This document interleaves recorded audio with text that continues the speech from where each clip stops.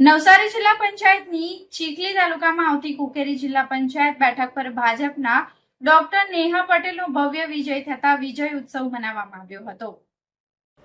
સ્થાનિક સ્વરાજ્યની ચૂંટણીનું આજે પરિણામ વહેલી સવારથી જ પરિણામ આવવાના શરૂ થઈ ચૂક્યા હતા, ત્યારે ચીખલી તાલુકા પંચાયત અને ચીખલી તાલુકામાં આવતી 8 જેટલી જિલ્લા પંચાયત બેઠકો ઉપર ભારતીય જનતા પાર્ટીનો ભવ્ય વિજય થયો હતો, જેમાં ચીખલી તાલુકામાં આવતી કુકેરી જિલ્લા પંચાયત બેઠક પર ભાજપના ઉમેદવાર ડોક્ટર નેહાબેન જયવર્ધન પટેલનો કોંગ્રેસના ઉમેદવાર શીલાબેન પ્રકાશભાઈ પટેલ સામે ભવ્ય વિજય થયો હતો, જેથી તેમના સમર્થકો અને કાર્યકર્તાઓમાં ખૂબ ભારે ઉત્સાહ જોવા મળ્યો હતો।